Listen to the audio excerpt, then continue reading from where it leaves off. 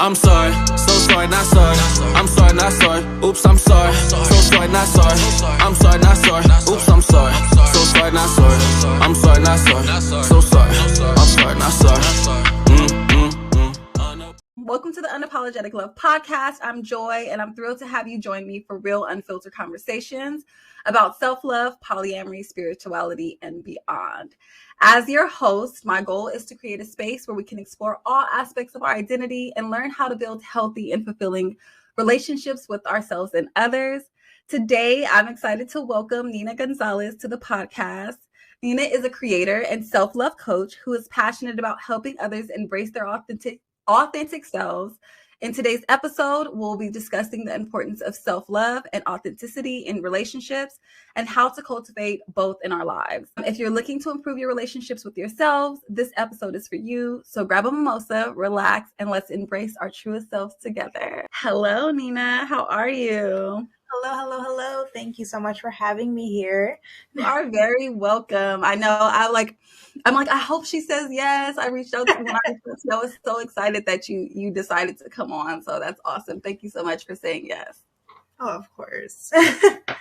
So the first question I want to ask, what inspired you to become a self-love coach? And tell us about your personal journey and background that led you to this path. Yes. So I am the oldest daughter, and we already know that it already comes with so much different responsibilities. And I've seen a lot of women in my life take on so much on their plate. And both ways, like admirable, like my mom was such a strong person. And then I had my sister, my aunt, people that I had to look up to and also be a figure for them. And I started seeing a lot of lack of boundaries, struggling of lack of worth of self, and a lot of it that was probably projected onto myself as well.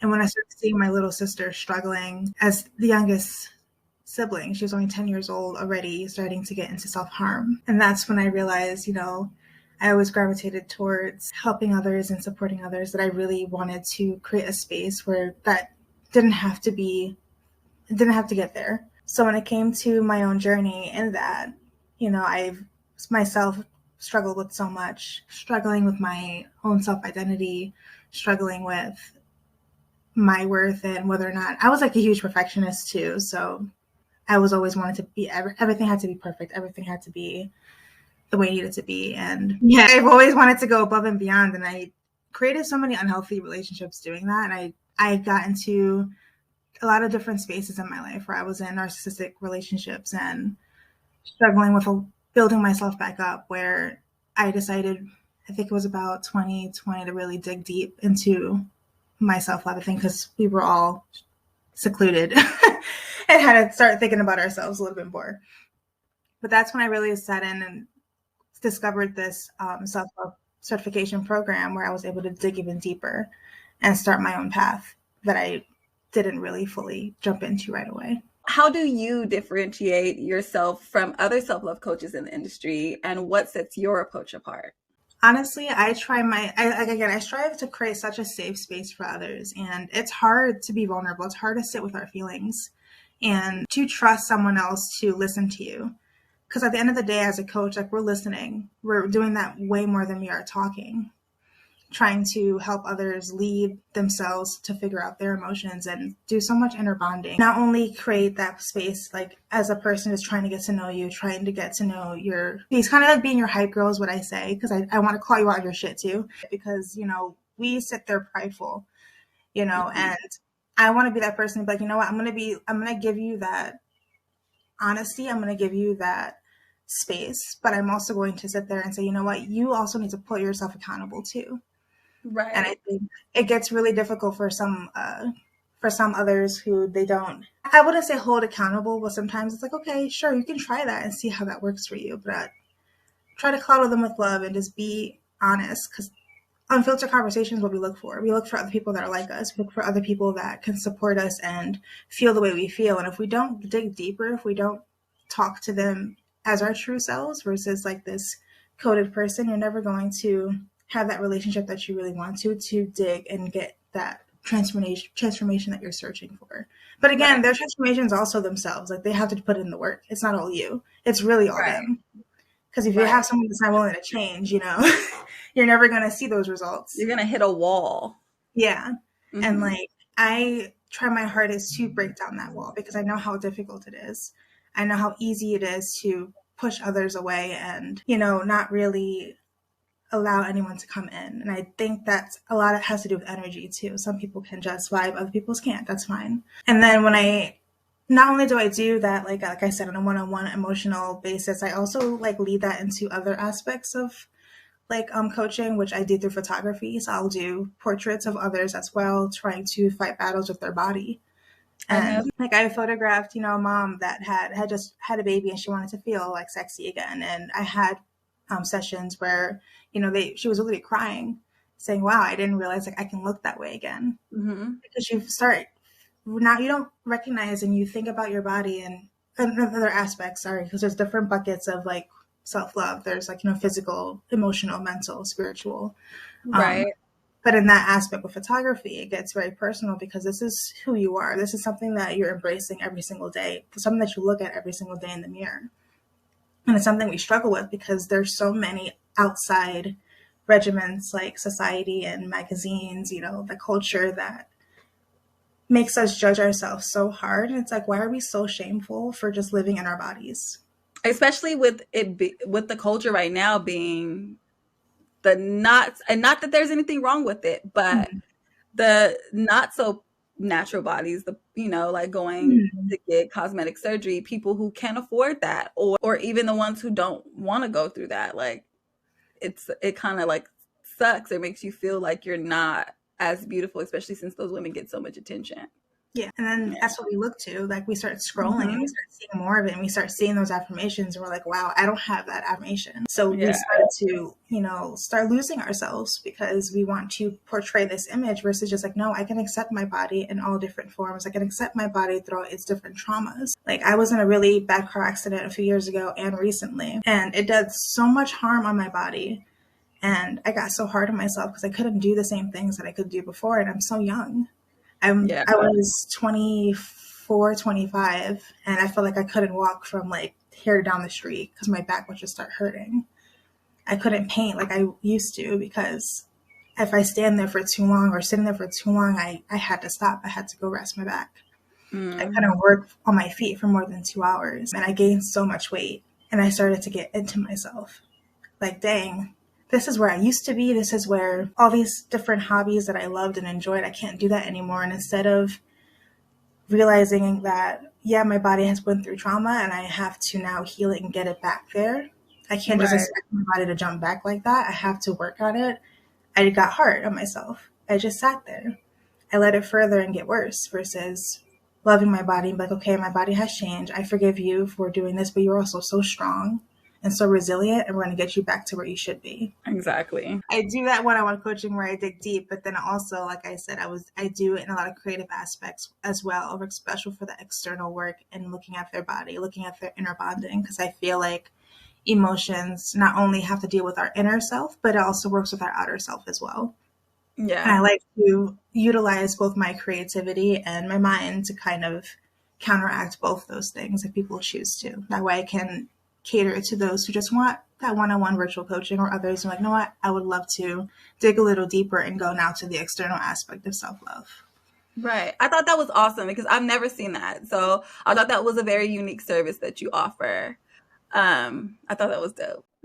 All right. And so can you tell us more about the specific services or offerings that you provide as a self-love coach? I know we just spoke about the photography and how they can benefit individuals seeking greater self-awareness and self-acceptance.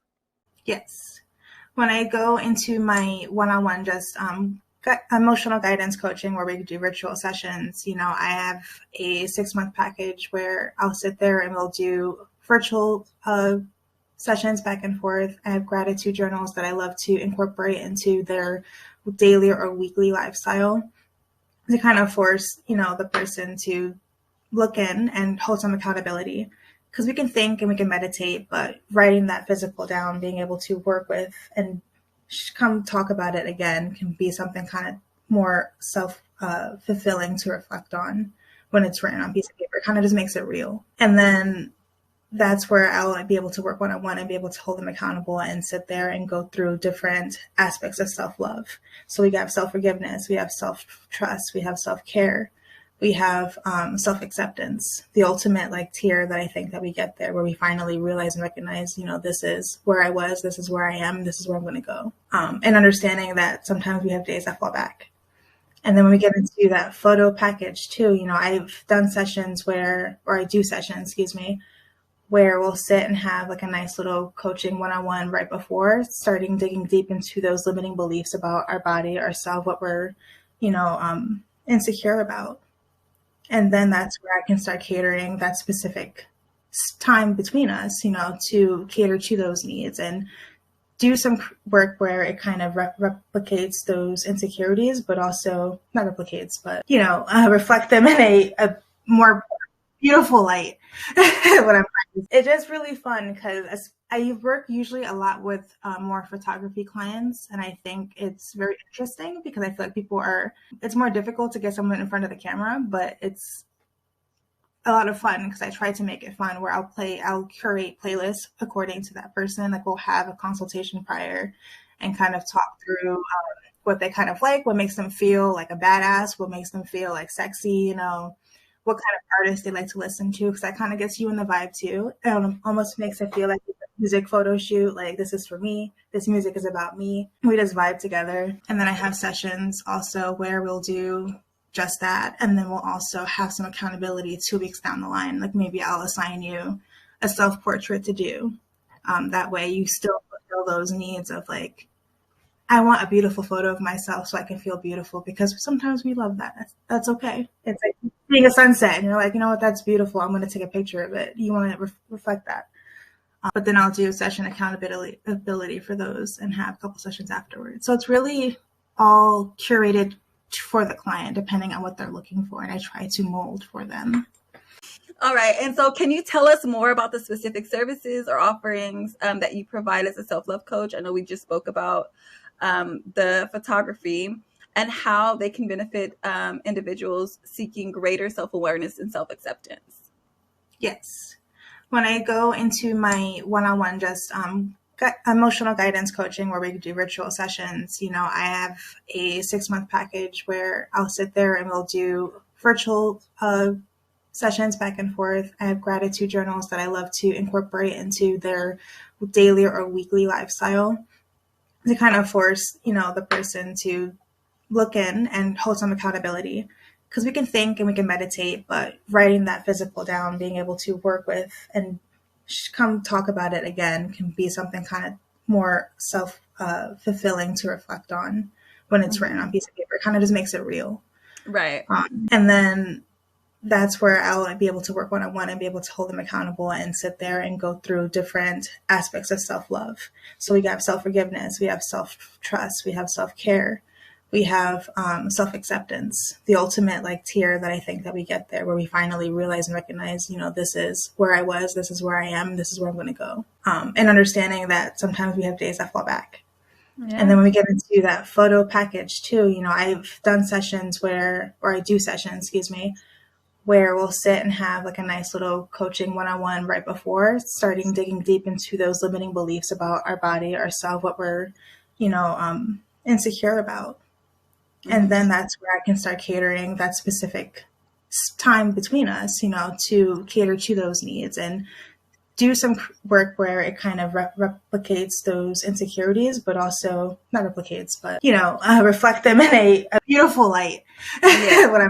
It's just really fun because I work usually a lot with more photography clients. And I think it's very interesting because I feel like it's more difficult to get someone in front of the camera, but it's a lot of fun because I try to make it fun where I'll curate playlists according to that person. Like we'll have a consultation prior and kind of talk through what they kind of like, what makes them feel like a badass, what makes them feel like sexy, what kind of artists they like to listen to, because that kind of gets you in the vibe too. It almost makes them feel like a music photo shoot, like this is for me, this music is about me. We just vibe together. And then I have sessions also where we'll do just that. And then we'll also have some accountability 2 weeks down the line. Like maybe I'll assign you a self-portrait to do. That way you still fulfill fulfill those needs of like, I want a beautiful photo of myself so I can feel beautiful, because sometimes we love that. That's okay. Right. It's like seeing a sunset and you're like, you know what, that's beautiful. I'm going to take a picture of it. You want to reflect that. But then I'll do session accountability for those and have a couple sessions afterwards. So it's really all curated for the client, depending on what they're looking for. And I try to mold for them. And so what is the event that you have coming up on the 23rd, was it? The 22nd, I have, 22nd? well, it depends if it rains or not. I'm really hoping it does not rain. But it's Wake, Bake, Pose. That's actually a 420 event. I nice little community events where I'm really, again, just trying to build community and get others who are not like in that creative community, whether you're a model, whether you're an MUA, a photographer, a videographer, even people that do photo sets. We kind of all come together and just collaborate and create that space where anyone from any level can come in and just vibe together and create content. And this one is in theme with 420. I had hosted it last year, and it was really fun, really great turnout. And I decided, why not do it annually? So here we are again. What have been some of the biggest challenges and rewards of entrepreneurship in this field? Imposter syndrome is real. It's so real. And it's like, no matter where you are, it's always going to come back. So it's just doing it and being fearful. Like we were just talking before how like I was nervous to come on here because I was like, dang, I have to talk about myself. I really got to do that. But, I just thought about, this is someone who I've seen online who's doing beautiful work, and I can just see their vibe through the screen. And I would love to have a conversation.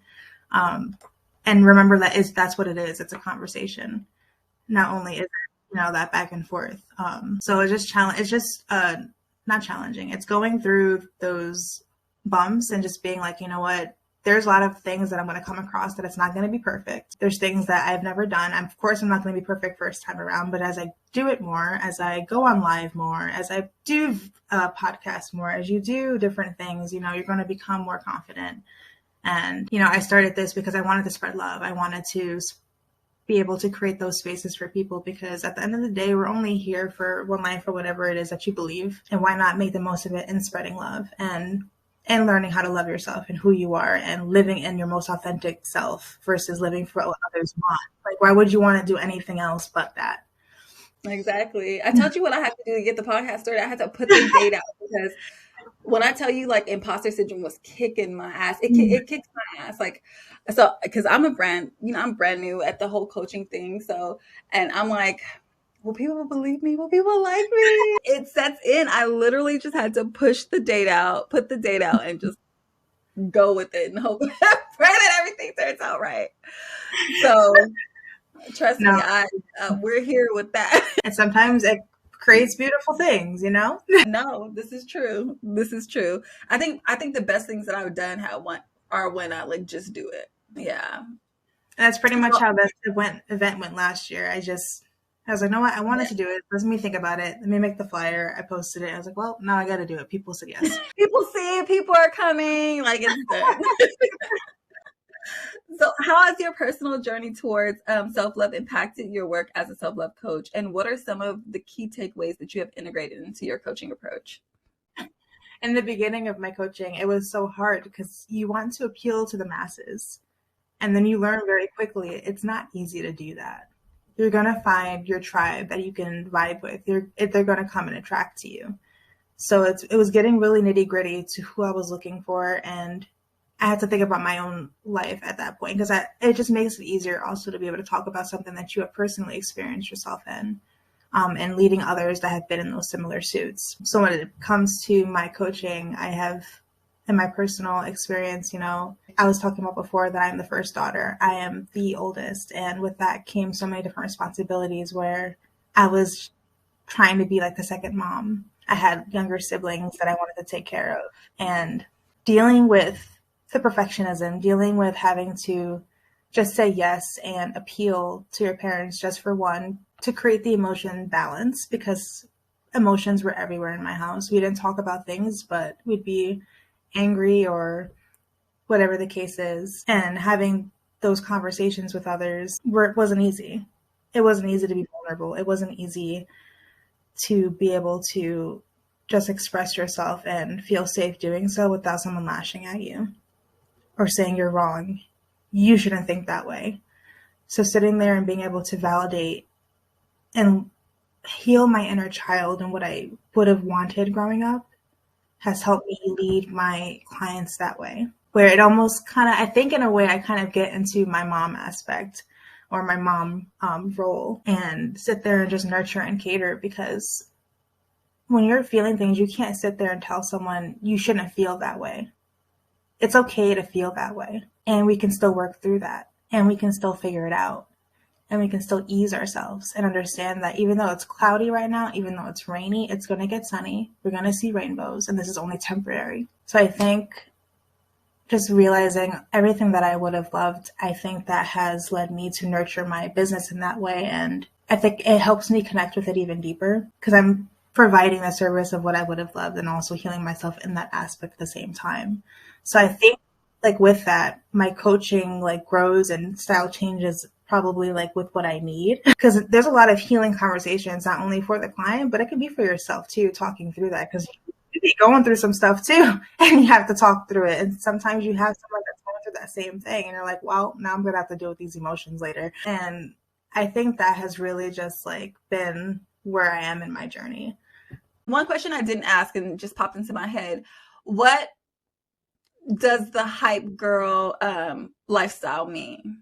So it really came out on a whim, because I was really fighting with what I wanted to name myself, I guess. Because, you know, some people go by like just their name and someone has a thing. I was just like, what is my thing? I have to have a thing. This is just who I am. And I realized, you know, I was a certified self-love coach. What do I do as a self-love coach? I'm literally uplifting others. I am being that hype person. I am being like, you know what? I'm going to tell you, yes, you can do this, and you're going to do it looking stupid, however you think you're going to look. It's going to be fine. But I'm going to be there every step of the way. And I think that's where I got the certified hype girl. It was just like, you know what? This is the lifestyle of uplifting. This is the lifestyle of loving on yourself, loving on others. Because once you start healing that relationship with yourself, you can start to have healthy relationships with others. You can start being able to create those healthy boundaries, because you understand what you value. You're pouring love into your values. And now you can pour love into others. And that's just the lifestyle. And that's what you're trying to hold yourself accountable to. So that's kind of where it's stuck in. And that's where I've been since. So can you share some of the personal experience or stories that have helped you embrace your authentic self? And how have these experiences influenced the advice and guidance that you offer to your clients as a self-love coach? Oh, yeah. I feel like everyone throughout high school has been through phases. Like mine were everywhere. And I think a lot of that also had to do, again, with like my relationship with my parents. I just wanted to make them proud, and I wanted to do something that would be accepted, because I was always fighting with being accepted. I'm a mixed child. So like I was never, I guess, Black enough for the Black people, or like Hispanic enough for the Hispanics. And I never felt like I belonged anywhere. So I was constantly trying to find like where I can belong. And I think a lot of my journey had to do with just not the different reasons, but just how I just wasn't happy. I felt like I was in this mask. I was trying to be this super hyper femme person when that's really not me. To be this person that was, I don't know, like just appealing to the masses. I was a people pleaser. I will say that. I'm a recovering people pleaser. You know, it's an everyday battle, but it's like you start to learn more and more that sometimes what you like right now is also changing, and that's okay too. And it's really all comes down to that inner child healing and that inner bonding, where it's like, these are the different experiences that I've had, and it's okay that I've had them, and I've learned from those different things, and my value can be different now, because I could have valued these different things later in life. And I think that in that sense, it kind of creates this space where it's versatile, because you're forever growing. You're forever growing every single day, and you learn from so many different things. And there could have been an experience the day before that has taught you a new lesson that now you know the next day. That's just kind of how it works. Or maybe there's an experience when you were 10, 11, 12 years old that now 10, 15 years down the line, you're like, oh, this is the message that I was trying to receive then. Right. And because there's different aspects of our lives, I feel, that have not aged yet. I could be emotionally still 15, but I'm still in this, older body. And there's different parts of ourselves that are probably still that age. And it's those different things that come up later in life that help you heal from it, even though you've thought you've worked through it 20 years ago. So it's really trying to not pick your battles, but choose which buckets of love you want to pour yourself into right now. Because there's some plants that need to be watered every single day, and there's some that can just be left alone for a little while.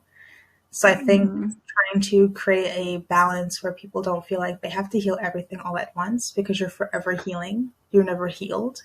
Yes. And just being able to create that into your lifestyle, which is why we get into that hyper lifestyle too, is just learning where you are right now, what you have to focus on right now. That way you can water this until you have the chance to water something else.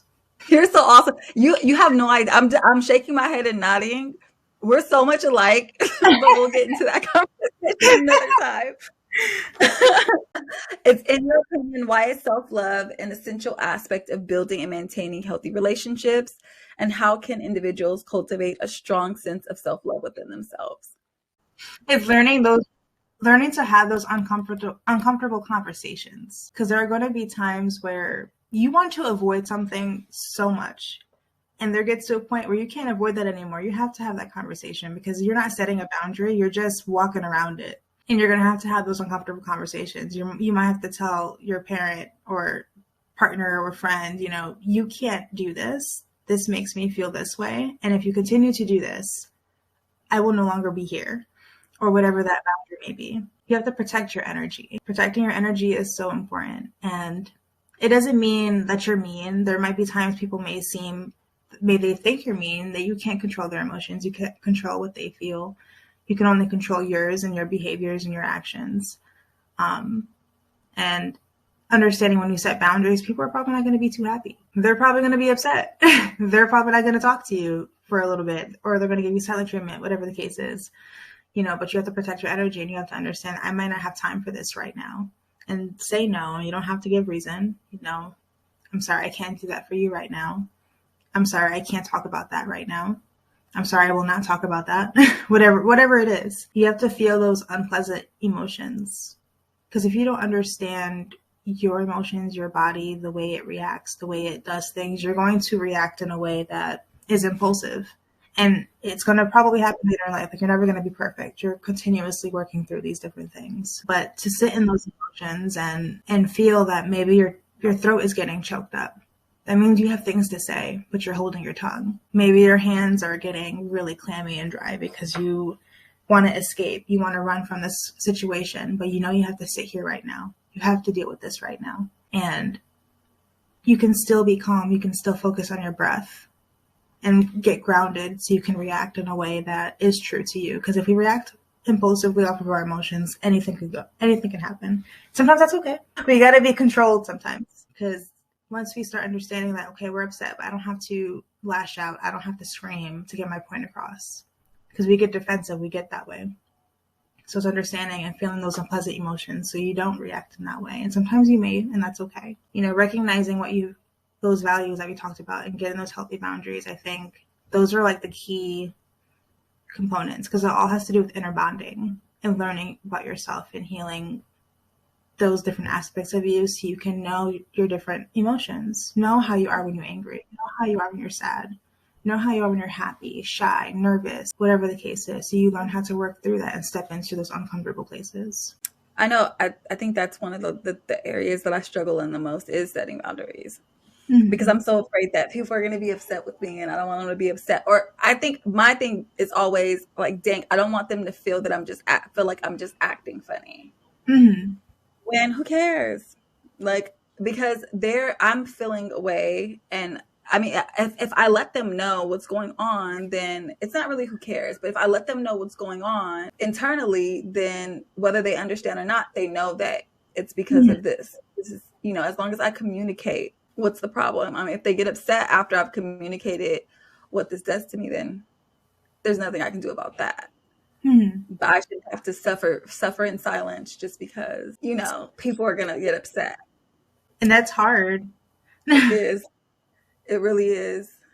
Because we were taught to be people pleasers. We were taught to be nice to each other and, play nice and what I like to say is being clear is being kind. And sometimes it is the way we say things. So I try my best to, when you are setting like those boundaries, you know, try to use I statements. Because the minute you get into you, they can get very defensive because it seems like a blame game. But if you say, you know, I do not like this. This makes me feel this way, you know, and I would like if this cannot continue, or however, whatever the thing is, you know, creating those I statements can just make it more about you. And I think that has made it easier to communicate a lot of things. And even letting the person that you're speaking to know that you care about them. I just literally did it with a friend the other day. I was feeling away and I probably was creating a problem in my head instead of just talking to her about it. And then finally I'm like, you know what? I am just going to let her know. And I let her know, like, I love you. And, you know, it's not that I don't want to go out. It's that I'd much rather be at home, you know, and it's not about you. It's just I like my house, you know, and I will make a point to come out once a month, but I like my house. So, and, you know, I can be there for you and I can, you know, do things in this way. But I like to be in solitude. So it has nothing to do with you. And she understood and I was shocked. And she was like, I totally get it because I'm the same way. And the whole time, it'd been like a week, I've been avoiding this conversation and it was causing myself all of this turmoil only because I wouldn't just go talk to her about it. And she was just like, okay, you know, it's not always going to happen that way, but people who care about you are going to understand. Yeah. And that happens too. We'll make it a big thing in our heads, like, dang, this is going to blow up. And then you realize nothing happens. You're like, wow, this is so much easier. I was so stressed for no reason. How can embracing your authentic self positively impact your relationships with others? And what are some practical steps that individuals can take to cultivate authenticity in their interactions with others? That's such a big question because I feel like there's so much. And it's always different for everyone. But I strive so hard to dig like inner bonding into everyone. Because again, it has so much to do with learning who you are as a person and figuring out what your day-to-day looks like. How much love are you pouring into different buckets of your life? Because if you're constantly feeling like your cup is empty, you're going to have so much animosity towards everyone else. Like everyone else is the problem. When really you're just trying to be there or everything versus taking care of yourself. And it's like I was talking about before with the physical, the spiritual, the emotional, relationships, food, setting boundaries. A lot of it has to do with time, energy, space. Like you were just talking about, sometimes you just don't have the energy to go out. I am the same way. When I tell you the amount of times my social bar was like, nope, I cannot do this. I know I may have said yes before, however, things have changed and I cannot. Or if I do, I'm not going to be at my full level because my energy is very low. And all my friends understand, like my energy will be all together. And once I'm quiet, they're like, all right, Nina's done. I'm like, I'm done for the day. But, you know, it's really sitting with yourself and looking like, what does your dream day look like? And I say that because I get like finances and stuff can probably make our dream day look different than we can actually do. But it's really what does like the freedom of your day look like to you? Because sometimes we spend so much time just scrolling away on our phones and not realizing how much time has passed, where we could have been doing anything else but. Because so much energy comes from that too. You're seeing everybody else and their influences, their thoughts, their actions, their behaviors, their lives that you're probably wanting to be instead of just pouring it into yourself so you can do. You know, 2 hours could have been where maybe you could have taken a walk. You could have gotten some dose of some sun for a few minutes. Maybe you could have did a gratitude entry in your journal or something and got some thoughts out. Maybe you could have given yourself a bubble bath real quick. You know, there's so much time in our day that we, I think, take for granted because we're so focused on trying to relax, and we think relaxing is sitting there on our phones or sitting there binging throughout the day. And sometimes that's fine. Sometimes we have a lazy day. You can binge. That's fine. But what is realistically, how much love are you pouring into yourself so that you can be there for others, so that you can show up? If you can't show up for yourself, you can't expect yourself to show up for others and you're full you. I'm like, people always get upset with me when I don't want to go out or I don't want to do something. And I'm like, I have so much to do at home. Like I can't, like it doesn't make sense to go out because I go out one day. That's what happened last week when we went to like this foodie fest. Went out and it seemed like the stuff piled up. I'm like, whoa, I'm not going out again for a month. And it's okay. Sometimes you gotta set balance. Maybe you work hard, play hard for like 2 weeks, then you're like, all right, I'll choose one afternoon to go out. If we're working 5 days a week, so for those people that work at like 3 12-hour shifts or 4 10s, you guys are so lucky.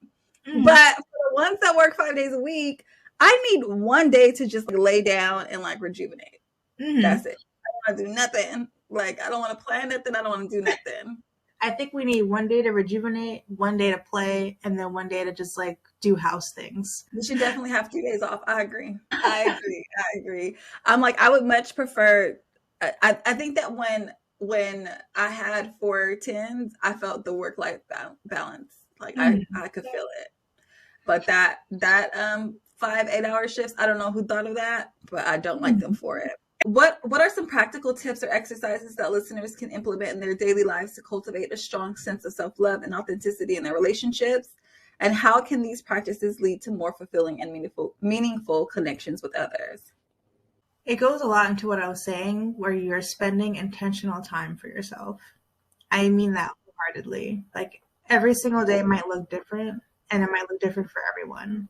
So I know with me, I personally am a fiend for calendars and like planning things. I don't know why, even though I'm very sporadic as well when it comes to like vacationing. I don't really create a plan. I just create an idea. But like for me, like I have like this widget app that works for me because I have different things that I'll remind myself throughout the day where I'll say, drink water, meditate, maybe think about something right now. But just setting that intentional time for yourself. And sometimes when you are being authentic to who you are, sometimes you're going to lose relationships, and it's okay because you're going to have to learn how to grieve also. Because there are seasons of people, I like to say. Sometimes people are there for all 4 seasons. Sometimes people are only there for 1 season, maybe 2, maybe a few annual seasons. You know, you're going to shed those relationships with those who are not growing with you. And that's okay. And that's where it gets hard. Because you want to go back to who you were. You want to go back to all these things, but you're realizing that's no longer serving you. And sometimes that just has to happen that way. And there are people that are going to stay for the long haul because they're on that same journey. They understand, but it all has to do with protecting your energy and paying attention to that energy and what isn't yours. Because you could step in a room, you feel it. Well, it's a little tense in here. Yeah. Utilizing your voice and not minimizing yourself. Because the minute you're minimizing yourself, you're not being authentic to who you are. And sometimes we're shy. Like, that's fine. But realize and recognize, when you are feeling that way, who gives a shit what people think about you? Just you be yourself. Be who you are. You can't control that. You can be your best person, who you are. You can be, top tier level badass moment. Like, this is the peak of self-love where you are right now and feeling everything. And someone else might be like, you're too much for them, and that's okay. Yeah. You could be too much for them. That's fine. You're always going to be too much for somebody or not enough for somebody. And like, you're not living for them. You're living for yourself. So as long as you are happy, you're staying true to what you enjoy, what you allow in your space, like you're going to be just fine. And there are times where it's not going to be perfect, and understanding that that's okay too. Yes, absolutely. Can you tell us what it means to you to be authentic and why this quality is important for personal growth and building healthy relationships, and provide examples of how individuals can practice authenticity in their daily lives? It sounds funny, but there have been times where I have said things to myself in the mirror. Like, affirmations can be great for mindset, because it's all about changing the way you think. It is all about engineering your brain to think differently, because all our lives we are pushing ourselves beneath everything else. We're just like, I'm not good enough for that. I can't do that. I don't look that way. I can't achieve that, whatever the case is. But if you start working with affirmations, journaling them, sometimes some practices, like when you wake up, don't look at your phone for the first hour. Because some people go straight to it. I know maybe we probably have to do it for daycare, or I don't know, whatever important things that have to get done. But don't look at your phone for the first hour. No external resources. It's just you and your brain and you. Start writing down whatever the first thoughts that are coming into your head, and realizing how you feel for the day. Because that's going to set your tone. How you wake up is going to set your tone for the rest of the day. Once you wake up frantic, the first like few hours of your day is probably just feels anxious and like you're just on the move. And once you start recognizing, your energy and realizing, those thoughts that you're sitting with, it starts becoming easier because you start realizing, oh, I am important. I am worth it. I can do this. And it helps you act differently. Because the minute you're thinking hard on yourself, you're already failing because you are now acting in that same way. Your behaviors reflect your thoughts. So now first saying, you know what, I can do this. I can get this done. It's going to be hard, but I'll do it. You already are starting to create this positive reinforcement where you're going to get that done. You are going to finish. You're going to do it in bite-sized pieces. Maybe you'll do it in full pieces. But it's really setting that intentional time versus just kind of living your day to day without any rhyme or reason or goal. Because I think you'll start falling into that same routine. So it's challenging yourself to think outside of it, challenging yourself to change your routine.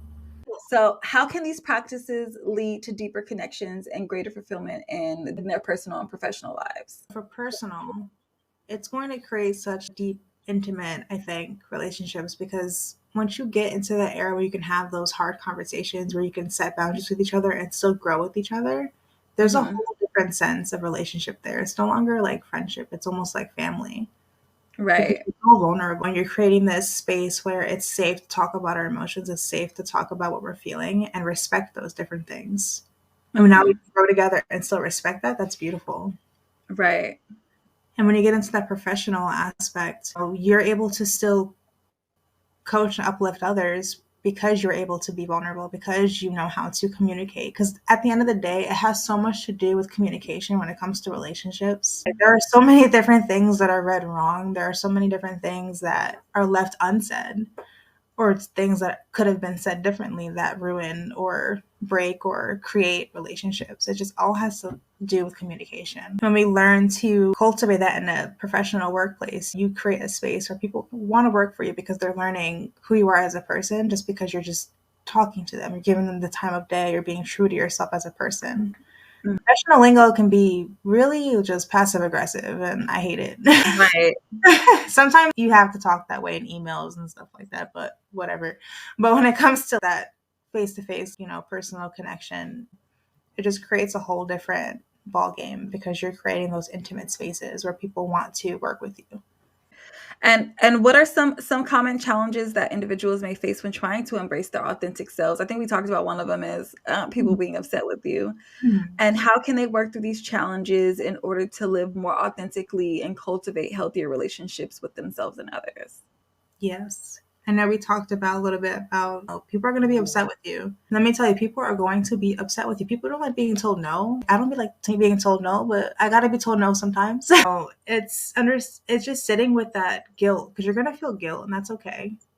But over time, as you continue to do so and realize how you're feeling, how you're protecting your peace, how you're protecting your energy because you said no, you're going to feel so much better versus saying yes and now your energy is drained. Now you're tired because you didn't have space in your calendar for that and you said yes anyways. There are so many different things that you can now feel differently just by setting those boundaries with yourself and with others. And you'll learn that not only will you, again, like we talked about grieving relationships, you'll learn that there are also other aspects, like people are probably going to act impulsively, like angry towards you, maybe behave in a way that's unsettling. And that's when you get out of that space. That's not a space you want to be in because you're clearly trying to have a respectful conversation, and sometimes people are going to lash out. There are going to be times where you're challenged to think similarly to others because you're in a group. And maybe there's a majority that thinks yes or thinks a certain belief and you think otherwise. Sometimes it forces you to be silent because you don't want to speak out. But there might be that one person that didn't want to say anything because they disagreed. Right. And you can create that community too. It's all about sticking true to who you are because at the end of the day, everything changes. Everything, all opinions changes. There's facts and other aspects, but when it comes to what we like and what we dislike, our boundaries, our values, they're all different according to different people. And you're going to face so many different challenges in that. It's just unavoidable. There's social media. You're going to have a million people that are going to troll on there. Right. But you're going to have 1,000,001 that's with you, that's supporting you, that's loving you. And that's what's going to make it worthwhile. And then the funny part is that most of the time with new information, we change our minds anyway.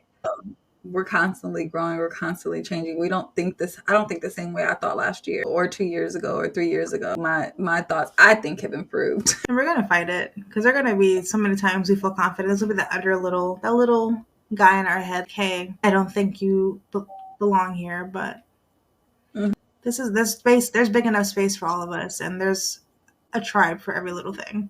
Based on your expertise as a self-love coach, what personalized advice or guidance can you offer to listeners who may be struggling to cultivate self-love and authenticity in their relationships or personal lives? And how can they begin to take actionable steps towards greater self-awareness and acceptance? Give yourself grace. I think we, as a community, always want to forgive others so easily. Some don't, that's fine. But we, for the most part, try to forgive others so easily, but we never forgive ourselves. And the first thing is to forgive ourselves. You are allowed to make mistakes. You're human. You are still learning. There is no rule book of life. There's so many experiences that you haven't had, that you have had, that you're still working through, that you're still learning, that's going to mold you differently. But every step of the way, it's still you.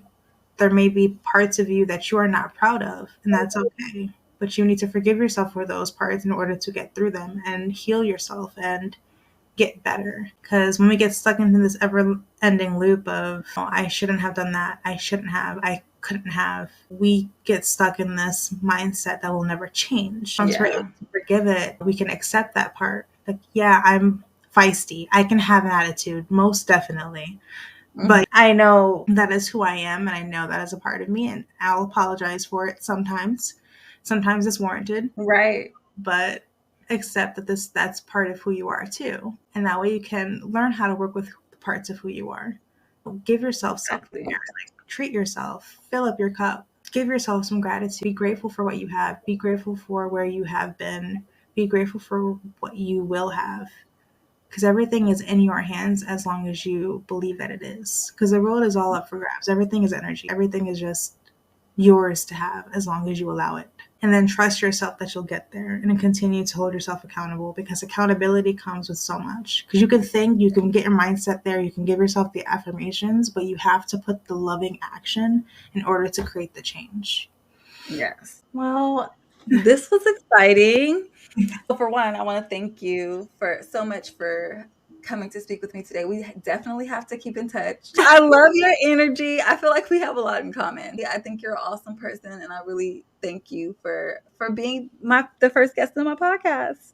No, thank you for having me. I was so excited to do this. I definitely wanted to keep talking with you. So again, thank you for joining us today on the Unapolygetic Love Podcast. We hope this conversation with Nina Gonzalez, a creator and self-love coach, has provided valuable insights into the importance of self-love and authenticity in relationships. Some key takeaways from today's episode introduce the significance of embracing our authentic selves, the challenges that may arise when trying to do so, and practical tips for cultivating self-love and authenticity in your personal and professional relationships. If you have any further questions or comments for Nina, we encourage you to connect with her. I'll include her information in the show notes, and continue the conversation. And don't forget to subscribe, leave a review, and share this podcast with anyone who may benefit from these conversations. Thank you again to Nina for sharing her expertise with us today. And as always, stay unapologetically you.